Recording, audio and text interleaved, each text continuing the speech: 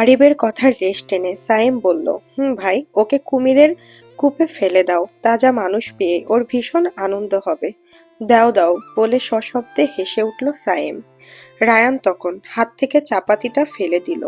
এরপর কাতরানো লোকটিকে তুলে কূপের মধ্যে ফেলে দিল। সবাই আনন্দে মেতে উঠল। কিন্তু এই আনন্দ কিসের তা ফারদিনার কাছে অজানা। তার বুকের ভেতরটা কেঁপে উঠল। স্বপ্ন না সত্যি বুঝতে পারছে না।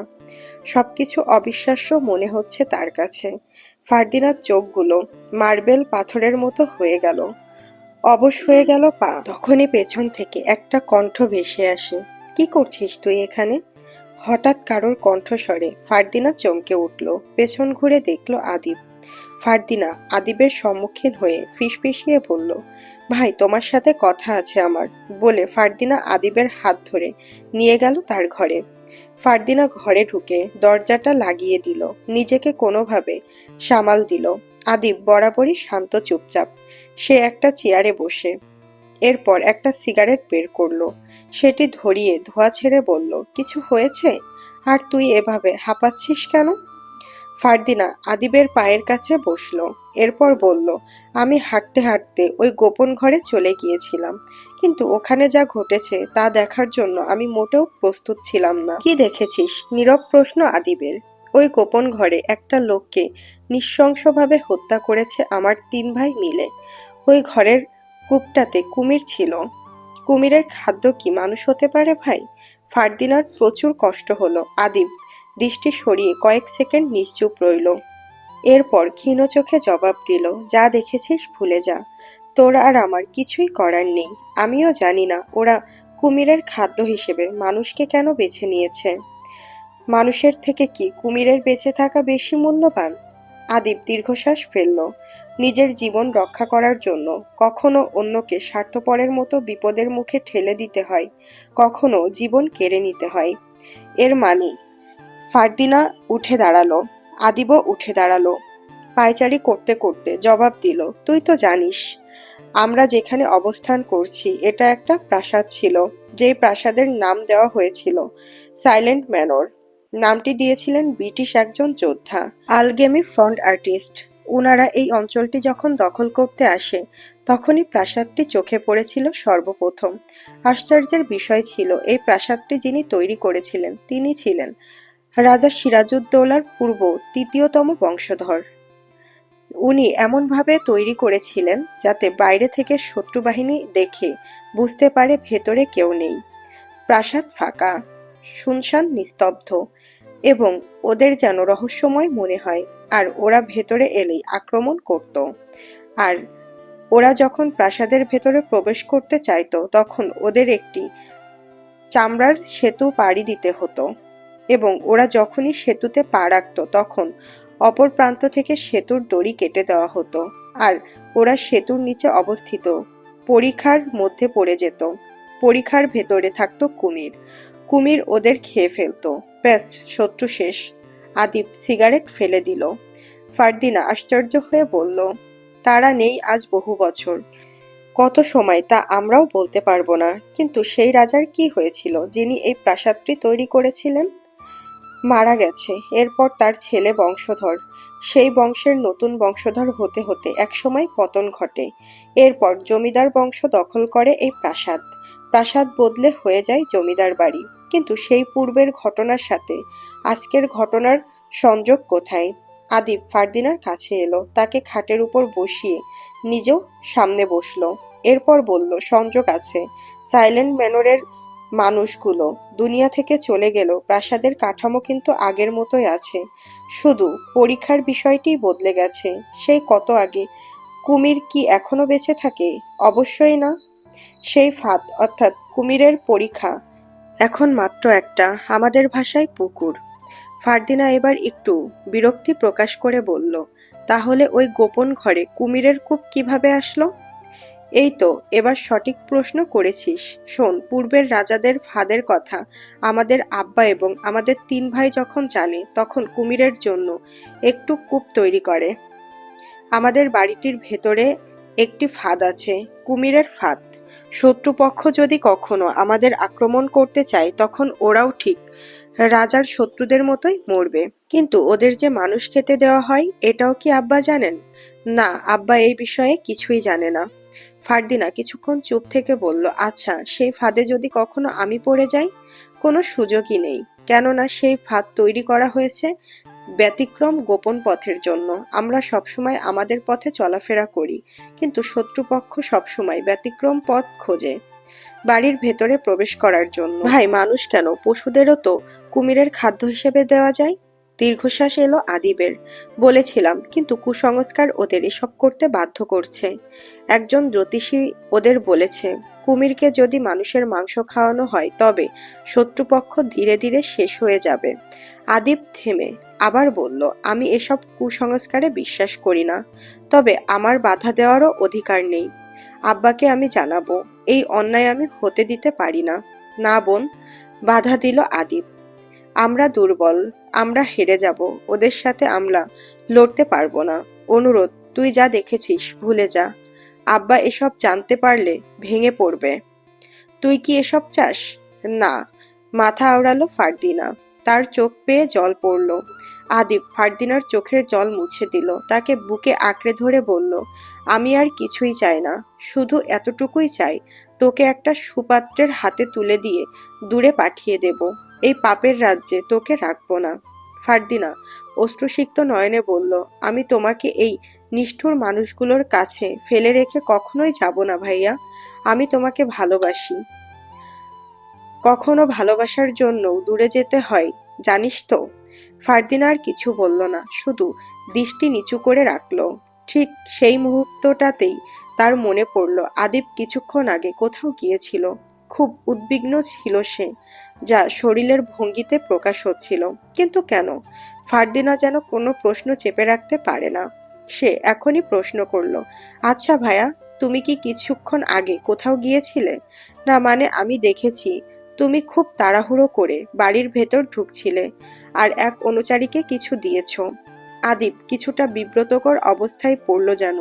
এরপর বসা ছেড়ে উঠে বেশ নরম কণ্ঠে জবাব দিল, একজন অসহায়কে সাহায্য করতে গিয়েছিলাম। তুই তো জানিস আব্বা এসব পছন্দ করে না, তাই লুকিয়ে যাই আর অনুচারী দেখে ফেলায় ওকে কিছু স্বর্ণমুদ্রা দেই। ফারদিনা আনন্দিত হলো, আমি জানি ভাই, এই কঠিন নিয়মের বাইরে গিয়ে তুমিই পারবে অন্যায়ের প্রতিবাদ করতে। আদিব কাঁধের ওপর থেকে ফারদিনার দিকে তাকালো, এরপর তার ঘর ছেড়ে বেরিয়ে গেল। ফারদিনার মনে পড়ে রাখালের কথা, সে বলেছিল আদিবের কথা। তাদের দুজনের মধ্যে কিসের সম্পর্ক তা জানার আগ্রহ প্রকাশ করলো সে। এসব ভাবতে আদিবের ঘরের দিকে রওনা হয় ফারদিনা। তার ঘরের সামনে পৌঁছে দেখে দরজা হাট করে খোলা। ফারদিনা অনুমতি না নিয়েই ঘরে প্রবেশ করে। আদিব ঘরে নেই। ফারদিনা একটু বিস্মিত হলো। ঘরের ভেতরে আরেকটি ঘর, সেখানে ফারদিনা গেল।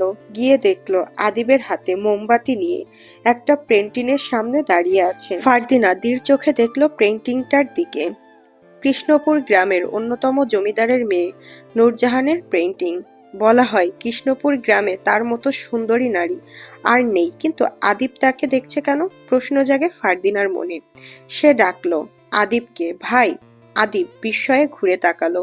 সে ফারদিনার উপস্থিতির জন্য যেন প্রস্তুত ছিল না। দ্রুত ঘরটি থেকে বেরিয়ে গেল। হাতের মোমবাতিটা টেবিলের ওপর রাখলো। এরপর ইজি চেয়ারে বসলো আদিব। ফারদিনা তার পাশে গিয়ে দাঁড়ায়। তুই হঠাৎ এখানে কেন?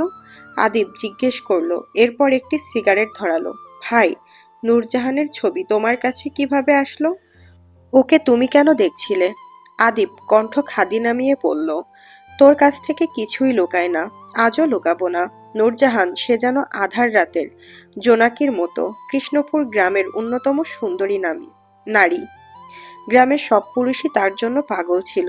ওর বাবার সাথে আমাদের একসময় শত্রুতা ছিল। একবার বড় ধরনের ঝামেলা হয় পাটের ব্যবসা নিয়ে। সেই সময় দুই পক্ষ মিলে একটা সভার আয়োজন করেছিল, কিভাবে সমস্যা সমাধান করা যায়। আর সেখানেই আমি নূরজাহানকে দেখেছিলাম। ওর রূপে মুগ্ধ হয়ে যাই। জীবনে প্রথমবার যেন কারোর ওপর এতটা মুগ্ধ হই। এরপর সেদিনের সভায় আমি ওর জন্য আমাদের পরাজয় মেনে নিই। বিষয়টি নূরজাহান বুঝতে পেরেছিল, কারণ দোষ ওদের ছিল। এতটুকু বলে থেমে গেল আদিব। তারপর কি হয়েছিল? সময় সুযোগ করে নূরজাহানকে আমার মনের কথা বলে দেই। নূরজাহান বলে ভেবে ওর সিদ্ধান্ত জানাবে।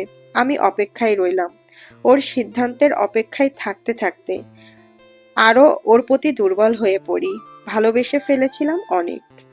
থেমে গভীর দীর্ঘশ্বাস ফেলল আদিব। সিগারেটে লম্বা করে টান দিল। তারপর আমি ঠিক 2 সপ্তাহ পর ওদের গ্রামে যাই। গিয়ে জানতে পারি মিশরের এক নাবিকের সাথে ওর বিয়ে হয়ে গেছে। তারপর কেটে গেছে 9টি বছর, আর ওর সাথে আমার দেখা হয়নি। গ্রামটি কোথায়? আর তাদের জমিদারি এখনো আছে? এখান থেকে অনেকটা দূরে। আগের মতো আর ওদের গ্রাম নেই, জমিদারিও নেই। আমাদের আলিমনগর গ্রামটিতেই এখন সবার বসবাস।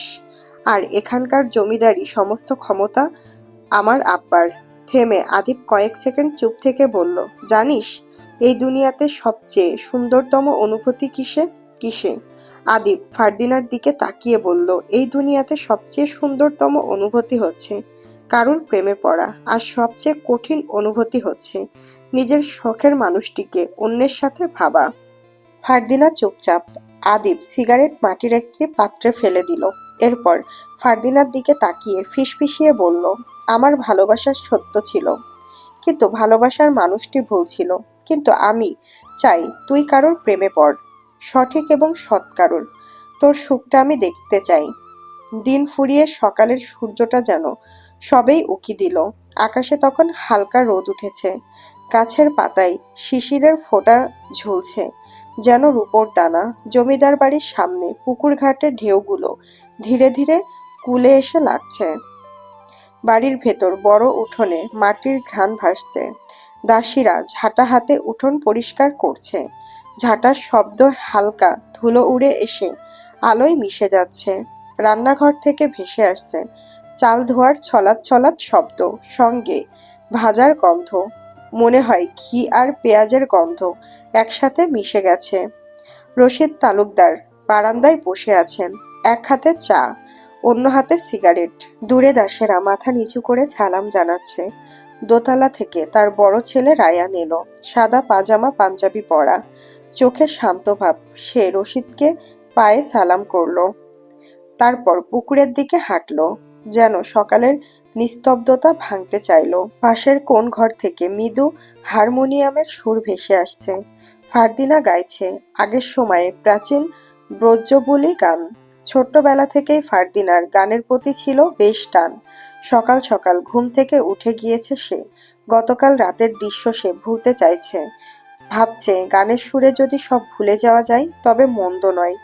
সে গাইছে গলা ছেড়ে, তার গলায় যেন ভোরের পাখির ডাক মিশে গেছে।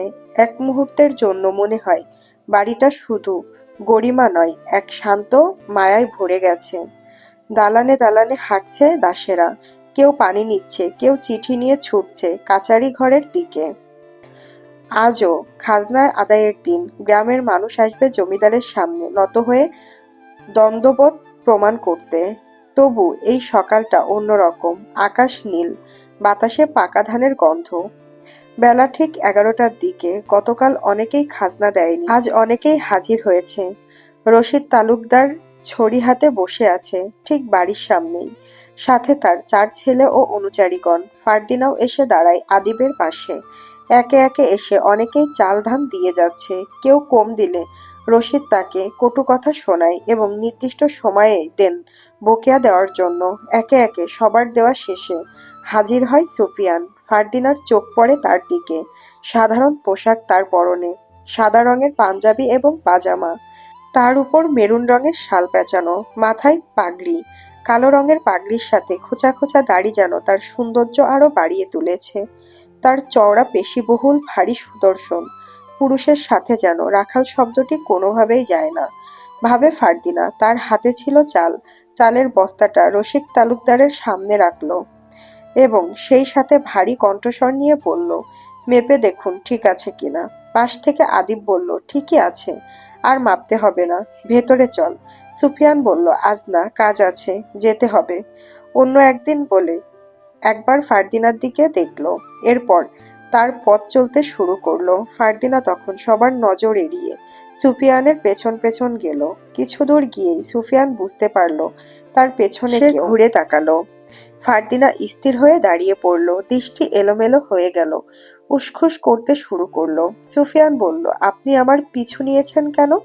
আমি আসলে তোমার সাথে কথা বলার জন্য এসেছি। কি কথা? ফারদিনা থতমত খেয়ে বলল, আদিব ভাইয়ের সাথে কথা বলেছিলাম।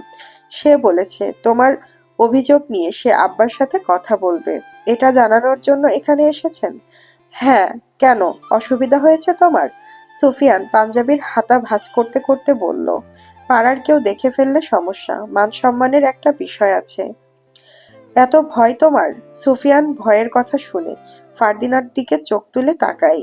তার চোখের ভাষায় যেন অপ্রকাশিত বাক্য রয়েছে, যা সে নীরবতায় যেন বোঝাতে চাইছে। পুরুষের আবার ভয়? আমি কাউকে ভয়টাই পাই না, কিন্তু বিনা দোষে দোষী হতে পারবো না। ফারদিনা কিছু বলতে চাইছে, কিন্তু পারছে না। সুফিয়ান তার অভিব্যক্তি বুঝতে পারল। এরপর একবার আশেপাশে তাকালো, কেউ নেই। ফারদিনার দিকে এগিয়ে গিয়ে বলল, কিছু বলার আছে? প্রশ্ন করলো। ফারদিনা চোখ তুলে জিজ্ঞেস করলো, জানতে চাইলাম। ফারদিনা কিছু বলছে না। তার নীরবতা দেখে সুফিয়ান বলল, আমি চলি, কাজ আছে, আপনি সাবধানে বাড়ি ফিরে যান। তুমি কোথায় যাচ্ছ? আমি চৌরঙ্গি হাটবাজারের দিকে যাব, কাজ আছে। ফিরবে কখন? সময় হলেই। তুমি সোজাসাপটা জবাব দিতে পারো না? রেগে গেল ফারদিনা। সুফিয়ান ফারদিনার রাগ দেখে হেসে উঠল। সে যেন বহুদিন হয়ে গেছে হাসে না। আজ মন খুলে হাসলো। ফারদিনা শুধু অপলকে চেয়ে রইল। একজন পুরুষের হাসি এত সুন্দর হতে পারে সে জানতো না। এই হাসিতে যে কোনো মেয়ে যেন আকৃষ্ট হয়ে যাবে, মনে মনে স্বীকার করল সে। সুফিয়ান থেমে বলল, আমার ফিরতে ফিরতে সন্ধ্যা হয়ে যেতে পারে, এখন চলি, বলে চৌরঙ্গি হাটের পথে হাঁটা শুরু করলো। কিছু দূর যেতেই একটা গরুর গাড়ি সামনে পড়লো। সে গরুর গাড়িতে করে চলে যায়। ফারদিনা মুগ্ধ হাসি নিয়ে বাড়ির দিকে রওনা হয়। এতক্ষণ তার এবং সুফিয়ানের কথোপকথন খেয়াল করেছিল তার ফুপু জেবুন নেসা। সে প্রচন্ড রেগে গেল, তবে ক্ষোভ প্রকাশ করল না এই মুহূর্তে। ঝিলমিল একজন বিশ্বস্ত দাসী ফারদিনার। সবসময় হাসি খুশি থাকতে পছন্দ করে। চুলগুলো সবসময় ফিতে দিয়ে বেঁধে রাখে, লাল ফিতে। লাল রং ঝিলমিলের খুব পছন্দ। ফারদিনা তার নাম দিয়েছে মুচমুচি আর টুংটাং। এই নামের পেছনের কারণ আছে। ঝিলমিল সারাদিনই কিছু না কিছু খেতে থাকে, তাই তার একটা নাম দিয়েছে মুচমুচি। টুংটাং যখনই ও কোনো কাজ করে তখন ওর কাজের শব্দ হবেই, হয় কিছু ফেলে দিবে ফ্লোরে, নয়তো ভেঙে ফেলবে। এজন্য তার আরেক নাম দিয়েছে টুংটাং। ফারদিনা যখনই ঝিলমিলকে ডাকে তখনই বলে, এই মুচমুচি শোন। ঝিলমিলও তার ডাকে সাড়া দেয়। ঝিলমিল এসেছে তার ঘরে, চুলের বেনুনিটা এদিক সেদিক নাচাচ্ছে। ফারদিনা ঝিলমিলকে ফিসফিসিয়ে বলল, এক জায়গায় যাব, তোর আমার সাথে যেতে হবে। কই যাইবা এই রাইতে? বড় ভাইরা দেইখা ফেলাইলে মহাবিপদ। তুই থাকতে কিভাবে জানবে? তোর মাথায় যে বুদ্ধি হইছে, এখন কও কই যাইবা? সুফিয়ান আছে না, যে বাঁশি বাজায়, যাকে সবাই রাখাল ছেলে বলে চেনে, ওর বাড়িতে যাব। ঝিলমিল মুখের হাবভাব পরিবর্তন করে হেয়ালিপূর্ণভাবে বলল, ওই সুফিয়ান? ওরে কিন্তু আমার খুবই ভালো লাগে, কি সুন্দর ও। ওরে যদি নিজের কইরা পাইতাম। চুপ কর টুংটাং, এখন চল। কিন্তু কারণটা কি? পরে বলবো। ফারদিনা ও ঝিলমিল রাতের আঁধারে সুফিয়ানের বাড়ি উপস্থিত হয়। মাটির ওপর উঁচু একটা পাটের তলা, দেওয়াল বাঁশ আর মাটির মিশ্রণ, ছাদ খড় আর বাঁশের তৈরি। ভেতরে একমাত্র ঘর যেখানে সুফিয়ান থাকে।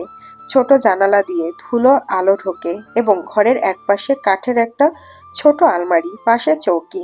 বারান্দা নেই, সরাসরি মাটির পথের সঙ্গে ঘর জুড়ে। ঘরটিতে শুধু স্লিপিং ম্যাট আর কয়েকটি জিনিসপত্র, সবই যেন সাদামাটা গ্রামীণ জীবন অনুযায়ী। ঘরের সামনে খুঁটির সাথে জ্বলছে মশাল। তার ঘরের ভেতর প্রবেশ করে। ঘরের চারপাশে লণ্ঠন জ্বলছে, টেবিলের ওপর মোমবাতি। তার আলো ধরে সুফিয়ান বসে বসে কিছু লিখছে। টেবিলের একপাশে কিছু বই। সুফিয়ান ফারদিনার উপস্থিতি টের পেয়ে কাঁধের ওপর থেকে ঘুরে তাকালো। ফারদিনা ও ঝিলমিল চাওয়াচাই করলো। ঝিলমিল চলে যায় ঘর থেকে। সুফিয়ান দাঁড়িয়ে বলল, আপনি এই রাতে এখানে? তোমাকে দেখতে আসলাম। অসুবিধা হলো? না, কিন্তু এসেছেন কেন? তোমাকে দেখতে বলেছি তো, সত্য বলা মনের জন্য ভালো বলে সুফিয়ান চেয়ারে ফারদিনাকে বসতে বলে। সে বসে। টেবিলের উপর বই দেখে সে জিজ্ঞেস করলো, এগুলো কিসের বই? গল্প, প্রেমের গল্প। কিছুক্ষণ আগে একটা বই শেষ করলাম। গল্পের নায়িকা ছিল জ্যোৎস্না, যার রূপে নাকি রাতের অন্ধকার পরিষ্কারভাবে দেখা যেত। তোমার জীবনে জ্যোৎস্নার মতো কেউ আছে? পরে বলবো। ফারদিনা আবার ঘুরে ছোট্ট টেবিলের দিকে দেখল। কিছু সাদা পৃষ্ঠায় ধাতব নিব দিয়ে কিছু লেখা। পৃষ্ঠা ফারদিনা হাতে নিতেই সুফিয়ান টান দিয়ে নিজের কাছে নিয়ে নেয়। কি লেখা? গল্প। তুমি গল্প লিখতেও পারো? চেষ্টা করি। কাল্পনিক। সুফিয়ান ভেবে বলল, বাস্তবতা নিয়ে লিখতে চাই, প্রেমের গল্প বোধহয়। বলে মৃদু হাসল সুফিয়ান। কিছুক্ষণ নীরবতা কাটল। ওদিক ঝিলমিল পাহারা দিচ্ছে। ফারদিনা আগ বাড়িয়ে বলল, আজ আমি শিমুলতলায় আসতে বলেছিলাম, আসলে না কেন? আমি গেলে এখানে আপনি আসতেন? তুমি খুব শেয়ানা, খুব ভালো ঘুরিয়ে পেঁচিয়ে কথা বলতে পারো। সুফিয়ান কিছু বলবে ঠিক তখনই ঘরের বাইরে থেকে এক শক্ত কণ্ঠস্বর ভেসে এলো, সুফিয়ান, ঘরে আছো? মজিদ মিয়ার গলা। সুফিয়ান বাইরে এলো। কি হয়েছে চাচা? গত কয়দিন ধইরা শামসুলের দুধের পোলাডা পায় না। শুনছি গত বৃহস্পতিবার রাইতে 3জন মিলা ঘুমাইছে, শামসুল, ওর বউ আর 2 বছরের পোলা পাঁচু। সকালে দেখায় পাঁচু নাই।